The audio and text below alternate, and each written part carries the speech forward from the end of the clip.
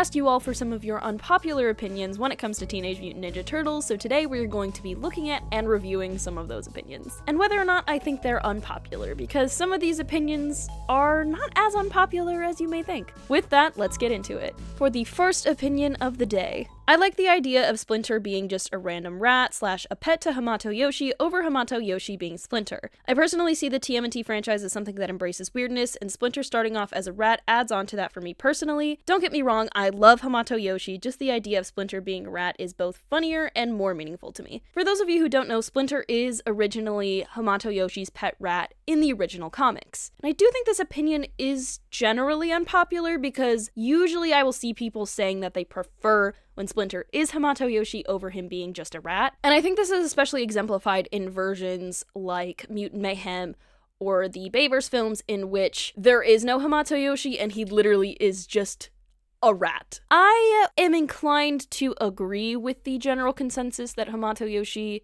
is better as Splinter as opposed to Splinter being a pet rat. But I do think Splinter as a rat is fun, and my favorite version of Splinter is from the 2003 series, and he starts off as a rat. TMNT is a silly franchise for the most part. It has its serious moments, but I still think there is charm to him starting off as a rat. So I don't fully agree with this opinion, and I don't think it's super unpopular, even though most people probably prefer Splinter to be Hamato Yoshi, but I would say generally it is pretty unpopular. Rise Donnie is completely antithetical to who Donatello is supposed to be. It's fine and even good to change things up, but sometimes it goes to a point where it's not even the same character. I have seen this take or something similar to it a few times, mostly on Reddit, because Reddit is more anti-Rise than like TikTok is, for example. But I wholeheartedly disagree with this because fundamentally Rise Donnie has the same traits as Donatello. Donnie is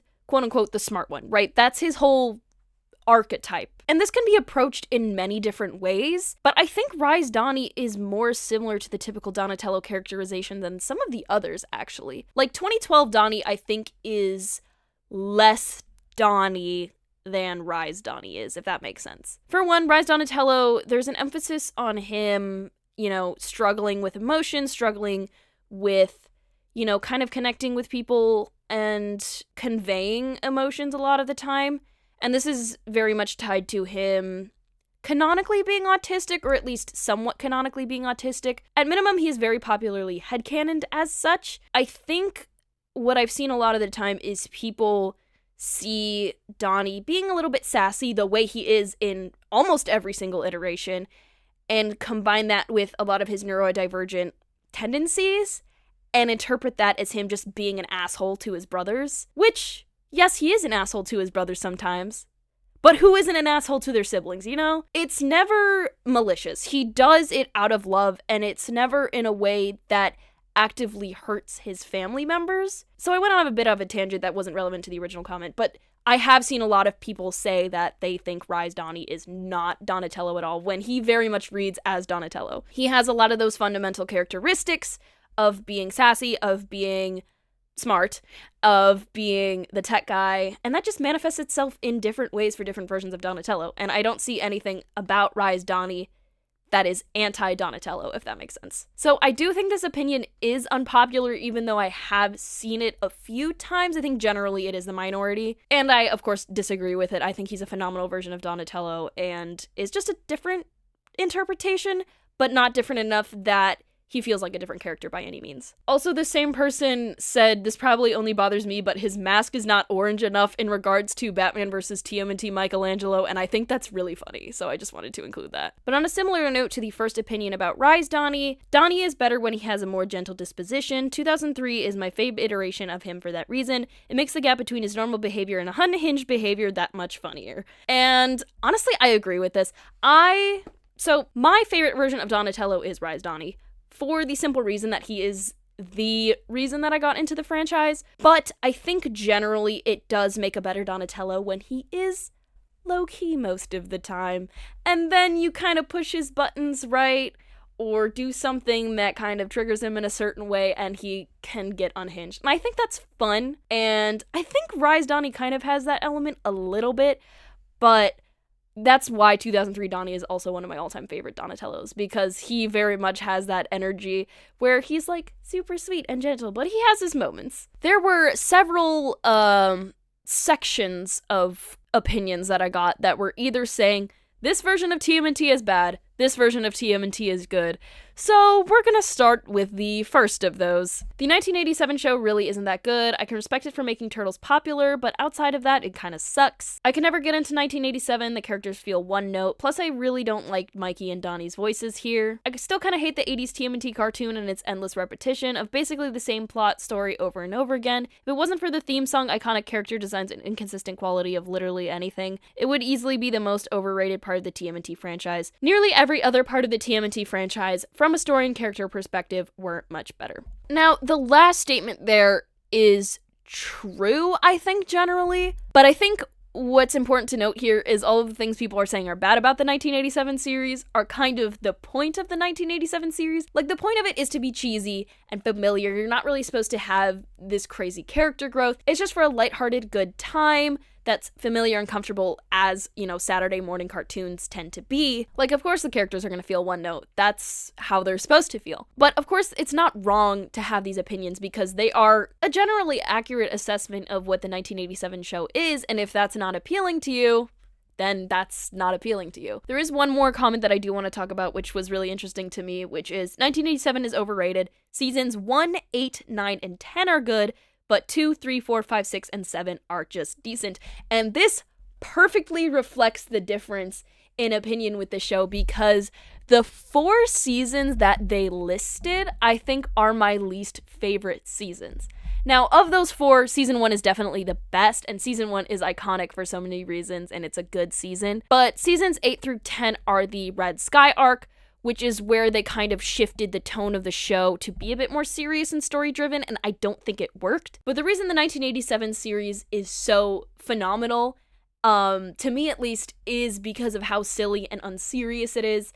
It allows for such fun dynamics between the characters that don't necessitate any kind of, like, serious character development. It's just for a good time and silly little gags and stuff like that, and it absolutely excels at that. And the seasons that they listed as not liking, I think, are the best seasons in that regard, and where the show shines and really found its footing and grounding in what it is. So it makes sense why this commenter in particular thinks the 1987 series is overrated, because everything that makes the 1987 series phenomenal is the stuff that they don't like about it. But of course, the preferences that they have for a more story-driven thing is so valid, and I totally get the 1987 series not being everyone's cup of tea, because I can so easily see that it is not exactly the highest quality in terms of production value. There are so many animation errors. The animation quality is all over the place a lot of the time, but it is delightful, and I love the 1987 series so much. So, do I think this is unpopular? Yes, but no, because I feel like a lot of people just haven't seen the 1987 series, but I'm gonna say yeah, it is unpopular, because it is such an iconic series, and, you know, I feel like everybody loves it, but I don't think it's that unpopular, and I disagree with it, but I understand where these opinions come from. I really like Fast Forward. I like the new characters. Honestly, I like TMNT the episodes. 2003 season 6 and 7 aren't that bad. bad. I personally Fast enjoyed Forward, it. yeah, pretty sad when I got to the last episode. Fast Forward is is an amazing season. I think it better than it shows off his flaws, but I don't think it's better than better most most of of the the time. time. Yeah, that kind of like Fast Forward. Yeah, so this is not unpopular.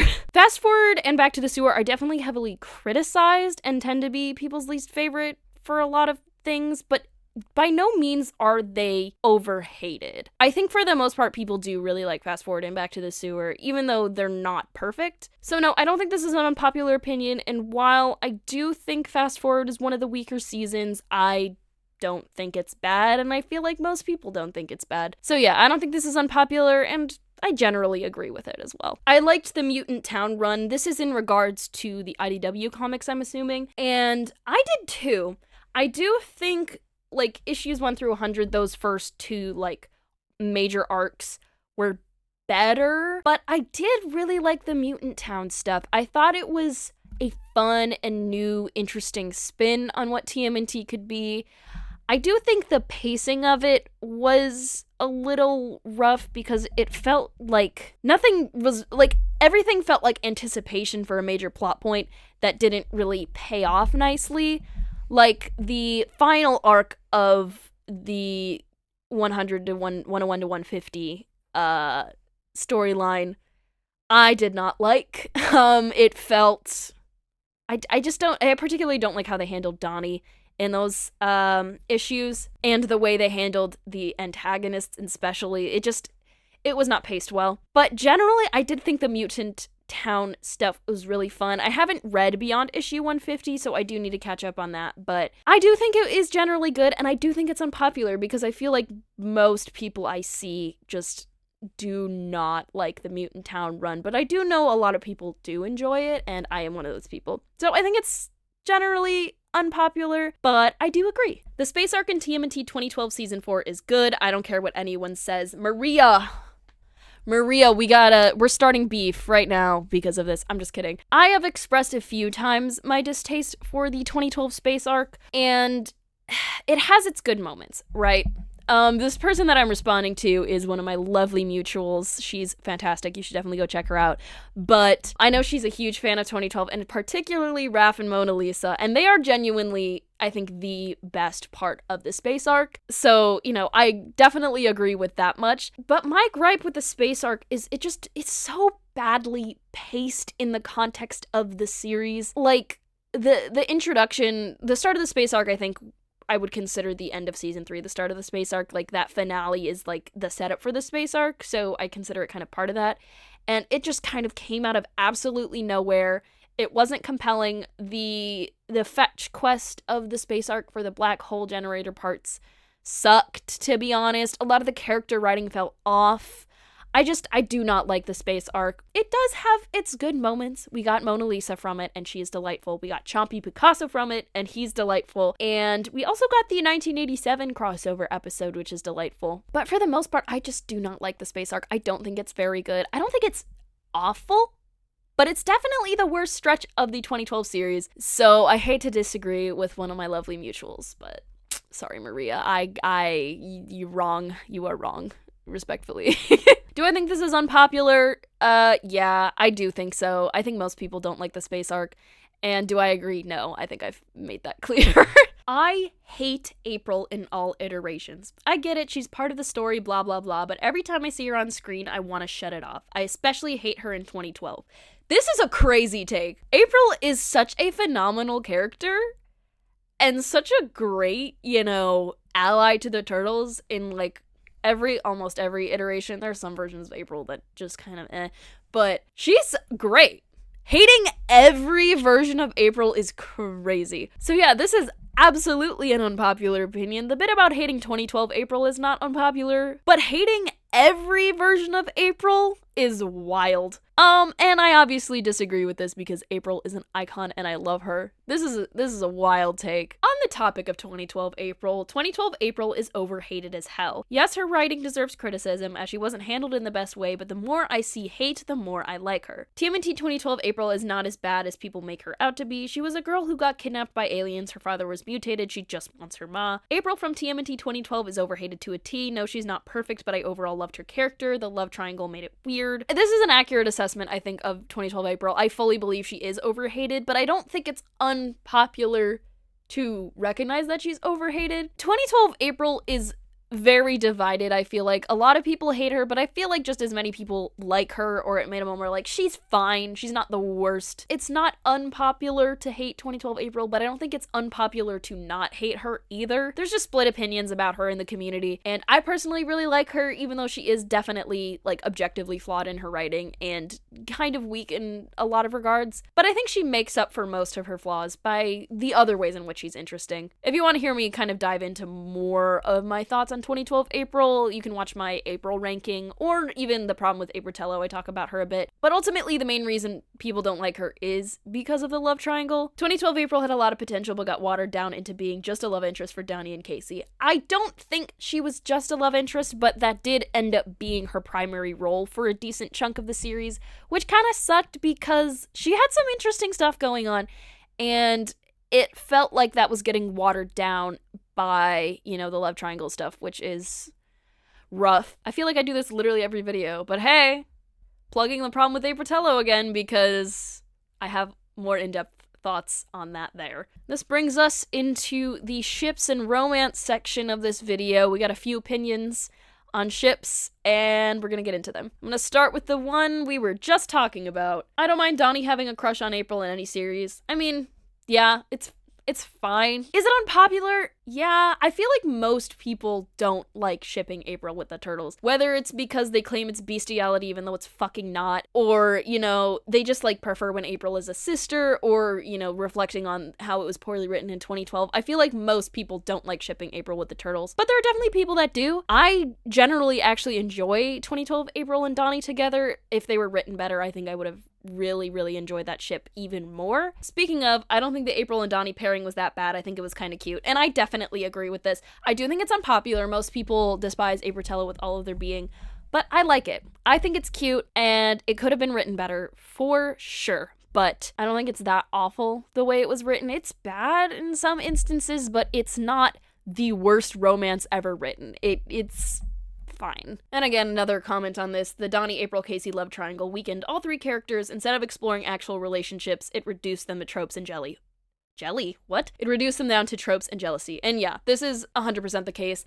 This opinion is not unpopular at all. I think that is the, like, biggest criticism, especially for April, but also for Donnie and Casey. It weakens all three characters, and definitely agree that it reduces them down to tropes and jealousy, which is exhausting and not compelling and just annoying, honestly. So yeah, that's not unpopular. But yeah, I always think that whole love triangle is interesting to talk about because of how it had potential to be interesting and then it fell flat. Generally, love triangle plots are not engaging, but it especially was just not great for all three of the characters and definitely reduced them to not being particularly interesting in those sections of the story. At least all three of them I think are compelling in different regards, but when it comes to the love triangle, it's like, I'm over it. I don't want to see this shit anymore. I ship Rise, April, and Donnie. Now, Rise, April, and Donnie I cannot get behind because they're very much intentionally written to have a sibling dynamic. That's kind of April's role in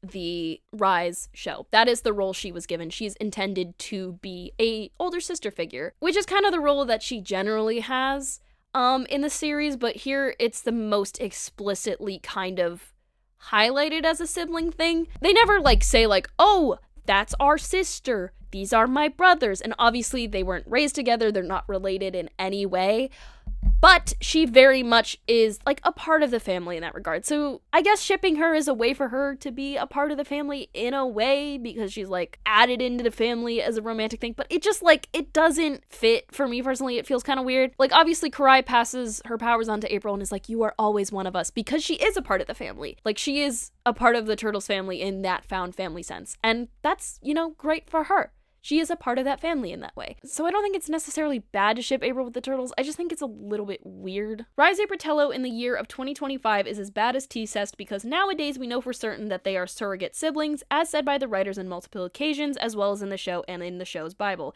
It doesn't matter that they aren't biologically related. If you look at characters who canonically see each other as siblings and go, I think they should kiss, you are weird. Now, I wouldn't go so far to say as it's bad as T-Cest. I think that's a little bit dramatic. But I do agree it is a little weird when it feels very clear from the show's creators' intentions that they are meant to have a sibling dynamic. But they are not literally siblings. It's not fair to say it's as bad as T-Cest because they have absolutely no relation to each other other than, like, being found family and friends, unless there's some other lore that we don't know about that is in the vaults. But, again, this is one of those things where it's like, I tend to not, you know, shame on people's ships or anything like that if they're not problematic.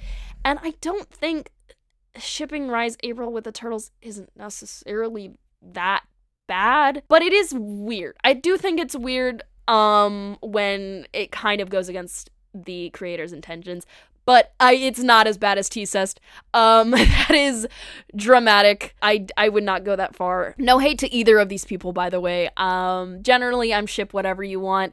I think the Rise April situation is a little bit nuanced, but it's not as bad as T-Cest or shipping Leorai or anything like that. But yeah, shipping Rise April with the turtles is definitely unpopular, and I do not agree with it, but I'm not gonna say it's as bad as any kind of incestuous ship, because it's not, but I do think it's a little strange.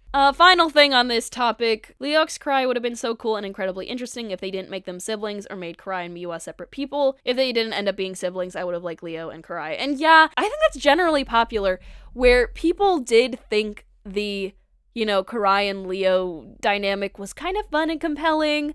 And the Miwa stuff was compelling, but they don't work together. But yeah, I did think they had an interesting dynamic, and that could have been fun. But it doesn't work when she's actually their sister. I don't know why that was a choice they made. It's especially kind of hilarious with the stuff that the TMNT account was posting on social media, a few weeks ago, maybe a month ago at this point, I don't know, where they posted a Leorai edit, and then, like, a week later, posted a thing that was like, they don't know that they're siblings. They're gonna find out in 30 episodes that they're siblings. And it was like, this is hilarious. I don't know who's running this account, but they're either really incompetent or the biggest troll on the internet, and that's kind of hilarious. But yeah, Leorai is weird. If you ship it, you're weird. I don't think it's unpopular to think that it would have been cute if they weren't siblings.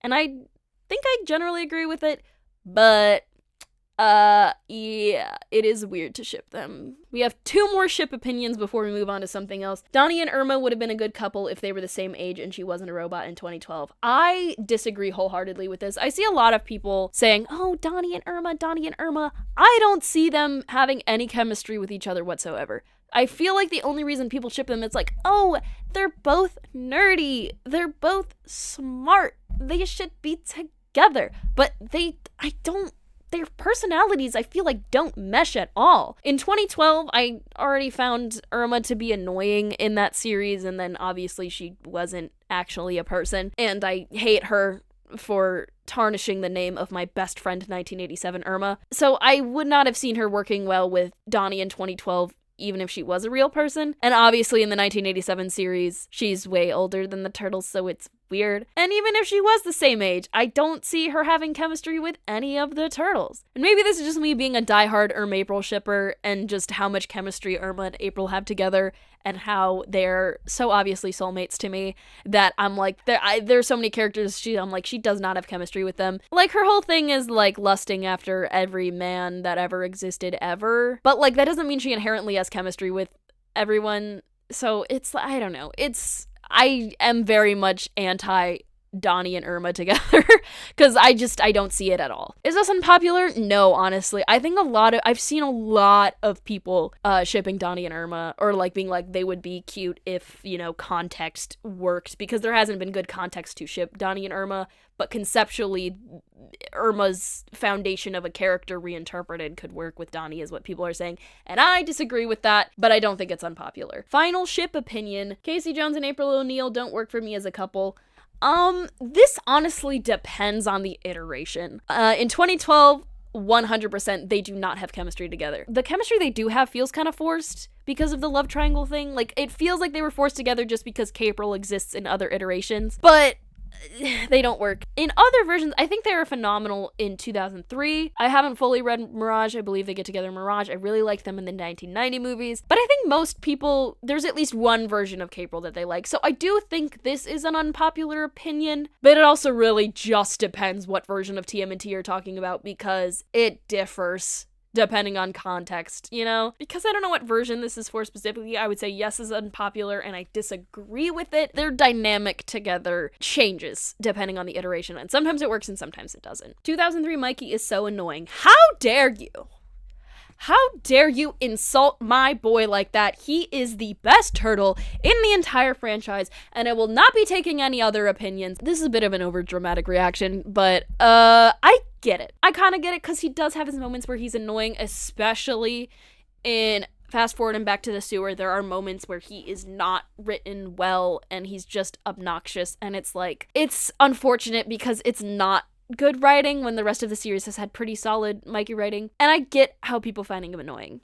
However, he is the best character, and I will be taking no other criticisms. Rise does not need any continuation, third season, etc. For one, Rise has already arguably the best ending of any TMNT iteration, two of the best endings depending on your point of view, and a continuation would lessen their meaning. On a similar track, all three previous TMNT series went on well past their natural endpoint and suffered in quality because of it. I'd rather stick with the perfect Rise we have than deal with the shambling zombie of what a third season would most likely be. I disagree with this, actually. The one thing in this comment that I do agree with is the statement about other versions of TMNT going on a little bit too long. I think 2012 was the least affected by this, but it also definitely had some moments where you feel like, okay, this show feels like it's just continuing to continue, and so that's why some of the pacing is weird, and some of the stuff in season 5, like season 5's whole thing is essentially just to be extra, so I give season 5 a bit more leeway, but it has a few more episodes that are like, okay, I'm not as interested in this. As we talked about earlier, fast forward and Back to the Sewer, a lot of people still really love it, and I do enjoy them, but they are definitely weaker than the previous seasons for the most part, and the 1987 series, I don't like the Red Sky arc. I think it's not well written. It has some moments that I enjoy, but for the most part, it's definitely weaker than the rest of the series. So the sentiment that the other shows overstayed their welcome isn't something that I disagree with, but that doesn't apply to Rise because Rise was cut incredibly short because there was so much content clearly planned for the Rise universe. The other shows, it felt like they were just kind of adding on when the majority of the story was already told. Rise didn't even get to tell its full story. There's so much with the Krang and with the other siblings and other lore that wanted to be explored, certain dynamics with the characters. There were some really fun episode concepts that we never got. I very much disagree with the sentiment that it would have become a shambling zombie with a third season. I think a third season would have thrived. And if it ended there, based on what I know of the series, I think that probably could have worked. There definitely could have been a point beyond season 3 in which it felt like it was overstaying its welcome. But you can tell in season 2 that there is stuff missing. You can tell that it feels condensed, that stuff was cut for the sake of Nickelodeon putting the show on pause. So I disagree that Rise doesn't need a third season. Well, I mean, I guess it doesn't need it, but I think it would have benefited very much so from having that. And I'm hoping we get some kind of continuation of Rise, whether it be a third season or a continuation in comic form, similar to Saturday Morning Adventures, which I've seen a few people be like, I would love to see that. And I was like, me too. I would eat that up because Saturday Morning Adventures is phenomenal and feels like a continuation of 1987. And if that same energy is brought to a Rise comic continuation, I would love that as well. But yeah, I do think this is unpopular, and I disagree with it. I don't know if this is a popular take, but I love that April puked in Mutant Mayhem, not for the comedic effect, but to show that overcoming one's anxieties doesn't happen on the spot within a minute, but it is a long-lasting process that requires patience and strong will. For me, having April puke again and show her that she doesn't really care about it has a much more stronger effect. I somewhat agree with this. I still fully believe we did not need that whole puke girl sequence from the middle of the movie. We didn't need to see her vomiting on camera. I don't think that was necessary. We got the message. And I think it would have been much more effective when she did, throw up at the end of the movie, because then that would have had more of an emphasis, if that makes sense. And honestly, I don't have any issue with her vomiting at the end of the movie. I think that instance is fine because it's quick and not overplayed and not really... I don't think it's really intended as a comedic thing. Maybe it is, but it doesn't read as that for me personally. But yeah, I do agree with this comment that I think it is a good arc for April, highlighting her insecurities and how she's growing into this role of being a more realized version of herself and kind of more similar to other versions of April that are fearless and dedicated to their art of journalism, which we see, especially with 1987 and Rise April in the ways that they are, all about the action and getting into danger, even if it's not a great idea sometimes. Do I think it's unpopular? I think yeah, generally, because everyone hates the puke girl scene, but I do agree with this opinion. Not sure if this is unpopular, but I like the idea of there being more turtles, i.e. Venus, Jenica, the Dark Turtles, etc. I think it'd be cool to explore different dynamics in the core group through adding another turtle or two. Introducing girl turtles is good for the franchise. Venus, Jenica, and Lita are cool additions to the lore. I would love it one day if we had a female turtle in a future audiovisual production, be it a cartoon or film, as long as she was part of the group and not a love interest. I agree with this. I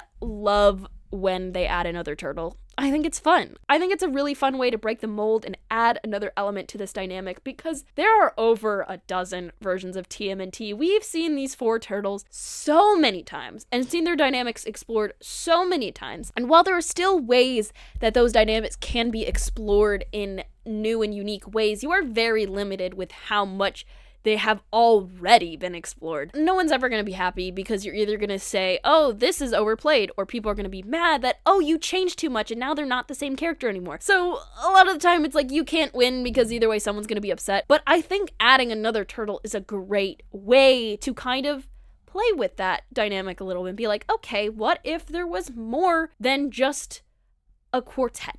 What if we had a 5th turtle? Or even a 6th turtle? And I think that's really interesting. I think this is kind of unpopular because in certain spaces there are some people that are so extremely anti-5th turtle, especially anti-female turtle. I'm looking at you, Peter Laird, and I don't like that opinion. That opinion makes me sad because, you know, having a girl turtle it's delightful. I think it's really fun. Venus, Lita, and Jenica, I think, are all really fun characters. And I want to see more of them and more of other, turtles. I think that's a really fun thing. So I'm going to say it's kind of unpopular because I think it's a very divisive issue and there are a lot of people that love additional turtles and a lot of people that hate it. It's a mixed bag for sure. But I do agree with this opinion. I do think adding additional turtles is great. And we actually have a few more thoughts on the subject that I want to talk about because I got a few more comments related to this. I genuinely think the idea of a 5th turtle could work with a different execution. I feel like too many attempts to try and add a 5th by making them part of the core 4 on the same level of narrative importance as Leo, Donnie, Mikey, and Raph, but no matter what you do, a 5th turtle will never just feel like a true part of the quartet since the 5th will never have the same history as the others both IRL and in the context of the story, and that's okay. I think if a 5th turtle were added, it could work by making them a character on the same level of importance as Casey Jones. Still a member of a team, still a member of the family, still appears often, but never going to be in the spotlight in the same way the others are. It could be a newly acquired younger sibling who the other 4 have to train, which can show how much they've grown as both characters and ninjas since the beginning of the story, or it can be a long-lost sibling, or it can be an evil mutant who changes to good. Honestly, really any backstory you can imagine for why there's a 5th turtle, as long as it's not written like they're on the same level of main characterhood as the other 4. I think I kind of disagree with this because I don't personally care if they're on, like, the same level as the main 4 or not. Like, if there is a 5th sibling that's, like, there from the beginning and part of their family, I think that's fun. I know a lot of people would hate that because they suck. Sorry, that was a bit harsh, but a lot of people are allergic to change, and I know people would be upset by that. But on the flip side, I would love that. So can we do that, please? That'd be cool. But I also love the aspect of long-lost sibling. And the thing that's kind of confusing about this comment particularly is, like, it would work better with a different execution. But what they just described is the only way 5th turtles have been introduced. Like, Venus from Next Mutation is a long-lost, not sibling because they're not siblings because they made it clear they're not siblings, which is a whole other thing. She is part of the show from the beginning, but she's not a part of the family from the beginning. Obviously, Jenica starts human, so she wasn't a part of the main 4 from the beginning, and she doesn't become a turtle until the end of the 2nd main arc and into the Mutant Town arc. Venus isn't until the Mutant Town arc. Lita isn't until the Mutant Town arc. The Rise siblings, we didn't get to the point in the show where they would have shown up, but they do exist.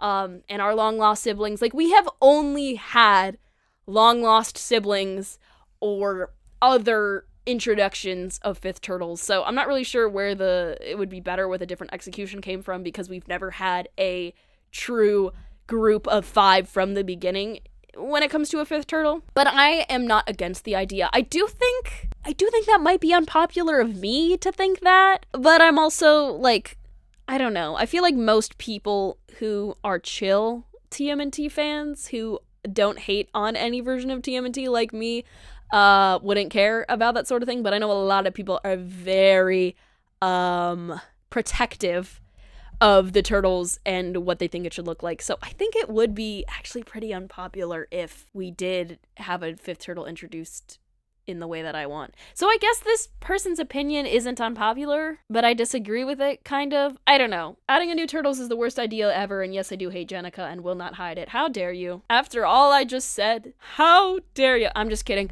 I don't think this is unpopular. A lot of people hate fifth turtles, as I was talking about. So yeah, especially Jenica. There's a lot of Jenica hate, and I'm like, why?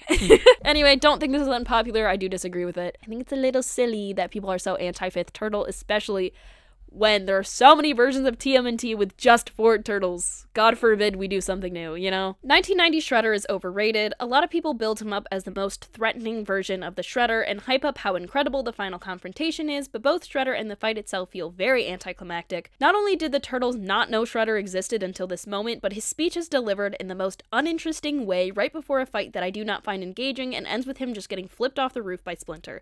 I also hate the texture of his outfit, but that's a minor nitpick, lol. How dare this person come onto my channel and have this opinion? I'm just kidding, it's me, this is my unpopular opinion. I think over time I've grown to dislike 1990 Shredder less, but he's just so not interesting to me. You know, he kind of feels like he's intended to be this super threatening evil guy, but he doesn't read as that at all to me, and I feel so strongly about the roof confrontation being anticlimactic, and I think I've yet to see someone agree with me. Maybe I've seen 1 or 2 people agree with me, but 99% of the time people tell me that I'm wrong and my opinion is bad. And I'm like, to each their own, I guess. I just think it's really anticlimactic and I don't like it. The one thing I do like about the final confrontation in the 1990 movie is Casey activating a garbage truck. That's the only moment I like. The rest of it, I'm like, I fucking don't care. The speech is kind of cool too, but in the context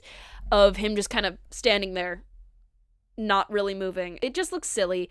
I don't like it. But yeah, that does it for this video on unpopular TMNT opinions. I had a lot more, so let me know if you want a part 2 to this. I will gladly do it. Honestly, I might just do it anyway because I had a lot of fun going through these. And feel free to comment any of your unpopular opinions, and I can share them on here as well. Thank you so much for watching. If you enjoyed, please be sure to like and subscribe. More TMNT content is coming along very soon, as well as other content discussing other pieces of media because I want to continue to branch out. I'm excited to continue Sins and Wins, the next episode of which will be about the 2003 series. But thank you, have a great rest of your day, and I'll see y'all next time.